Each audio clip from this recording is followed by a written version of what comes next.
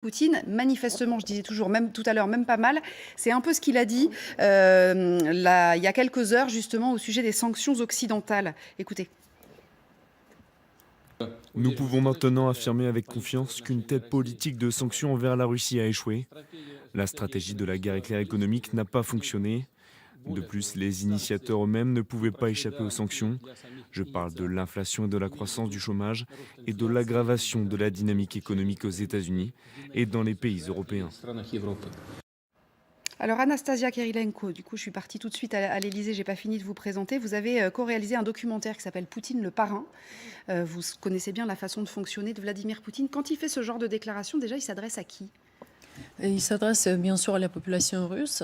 Ce discours que les sanctions sont bénéfiques pour la Russie, mais s'il vous plaît, annulez les sanctions, ça dure depuis 2014, depuis l'annexion de la Crimée. Donc il n'y a pas quelque chose de très nouveau là-dedans. Bien sûr, l'économie russe souffre. Ils ont fait quelques modifications. Par exemple, le système de paiement à l'intérieur du pays a été développé déjà il y a quelques années. Et maintenant, les cartes Visa ne marchent plus, mais ils sont passés à ce système national. Mais globalement, c'est une grande incertitude. Qu'est-ce qui va se passer? Oui, bien sûr. Et d'ailleurs, on lit des papiers qui disent qu'il y a un certain nombre d'entreprises, de nombreuses entreprises qui ont dû mettre la clé sous la porte déjà en Russie. Il y a surtout, les entreprises généralement sont exploitées par les oligarques qui, eux, bien sûr, souffrent aussi des sanctions personnelles et ils sont pas contents et ils essaient de faire quelque chose, mais en même temps, il n'y a pas grand-chose qu'ils peuvent faire aussi avec Poutine. Oui, bien sûr. Ce qui est très intéressant, c'est que dans la rhétorique de Vladimir Poutine, il dit la guerre éclair économique a échoué. Il n'y a jamais été question de blitzkrieg économique. La question, c'était d'ailleurs, on le La disait théorie nous-mêmes, des on disait sanctions, ça va prendre du temps. elle s'inscrit toujours dans la longue durée. Ouais. Bon, il est vrai que, mis à part l'exception notable de l'Afrique du Sud et du régime d'apartheid, il y a très peu de systèmes politiques qui sont effondrés à cause des sanctions. Il n'en demeure pas moins que c'est un effort de longue haleine, que effectivement, tant qu'on ne touchera pas au pétrole et au gaz, ce sera sans doute homéopathique. Mais j'observe un autre phénomène. Lorsque je vais en reportage en Iran, j'ai eu la chance d'y aller à très nombreuses reprises ces dernières années, j'ai vu l'évolution sur 10 ans. Il y a 10 ans, on nous disait les sanctions américaines, européennes, etc., c'est du pipeau. Et non seulement ça ne fonctionne pas, mais ça renforce notre inventivité, notre capacité à trouver des ressources nationales, etc. Et puis ensuite, quand j'ai commencé à connaître les diplomates iraniens, en tête à tête, ils me disaient mais bien sûr que les sanctions nous écrasent, bien sûr qu'on va en sortir. Et si on va discuter à Vienne d'un éventuel accord nucléaire, c'est parce qu'on n'en peut plus, on étouffe. On est exactement dans la même logique ici. C'est pas un hasard si la Russie et l'Iran ont été des alliés qui ont volé ensemble au secours de Bachar al-Assad. Ça fait comprendre aussi que ça prend du temps. Parce que bien sûr, ça ne peut jamais être dans l'instant.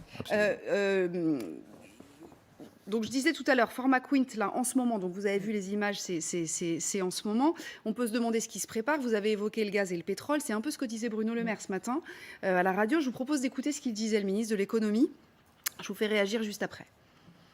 Quand vous voyez ce qui se passe dans le Donbass, plus que jamais, il est nécessaire d'arrêter les importations de pétrole venues de Russie. Donc le président de la République le dit depuis des semaines. C'est ce qui se prépare, monsieur le ministre? Mais bien sûr que c'est ce que nous préparons, je ne le cache pas. Le président de la République a été très clair depuis plusieurs semaines pour dire que nous essayons de convaincre nos partenaires européens d'arrêter l'importation de pétrole venu de Russie. Quelle est la première source de devises depuis plusieurs années pour le pouvoir de Vladimir Poutine? Ça n'est pas le gaz, c'est le pétrole.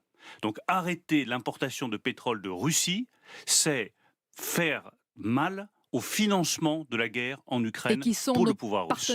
Alors, première chose, Catherine, il dit le pétrole, c'est la première source de devises en Russie. Vrai ou pas vrai? Oui, effectivement, mais le gaz est quand même évidemment fondamental aussi. Mais on comprend pourquoi ils parlent plutôt du pétrole que du gaz, parce que notamment, évidemment, les Allemands, si on leur demande demain d'arrêter les importations de gaz, ils savent que leurs entreprises vont se retrouver à l'arrêt.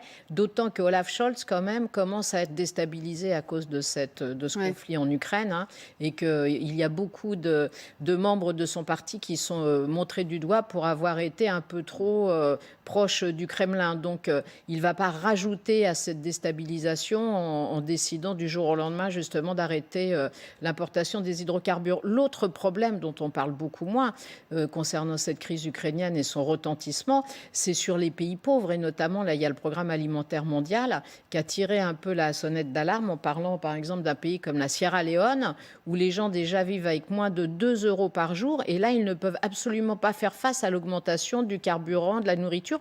Il y a commencé à y avoir des émeutes qui ont été réprimées. Donc, c'était un peu le scénario catastrophe dont on avait parlé exactement il y a quelques temps. Et là, je pense que le danger, c'est un des dangers aussi de cette crise en Ukraine dont on parle moins, mais qu'il faudra vraiment surveiller de près parce que ça peut être... le secrétaire général de l'ONU avait parlé d'un ouragan de famine qui risquait de s'abattre sur la planète. Et là, ça commence à être le cas. Mais concernant le pétrole, si effectivement le pétrole est la première source de revenus, première source de devises, dit le ministre de l'économie, qu'est-ce qu'on attend puisqu'on dit on pourrait se passer du pétrole russe? Passons-en nous, non? Qu'est-ce qu'on attend? Qu'est-ce qui se passe? Ils peuvent décider ça cet après-midi? C'est le problème des conséquences sur les populations locales. Non, mais là, en l'occurrence, c'est vrai que Vladimir Poutine joue sur du velours. Il sait très bien la vulnérabilité des sociétés, alors occidentales d'une part, des sociétés des pays dits en voie de développement d'autre part, et il sait aussi qu'il y a deux échelles temporelles qui sont totalement incompatibles. L'échelle temporelle de l'Ukraine aujourd'hui et de sa survie, c'est l'urgence. L'unité de valeur, c'est la journée.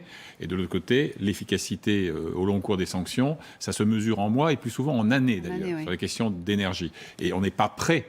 Encore une fois, on peut engager des processus, on peut accélérer ce qui a été entrepris sur les énergies alternatives, mais on ne peut pas évidemment basculer d'un dispositif à l'autre comme ça la nuit prochaine. Et ça, il le sait. Ça, c'est vrai que c'est une fragilité.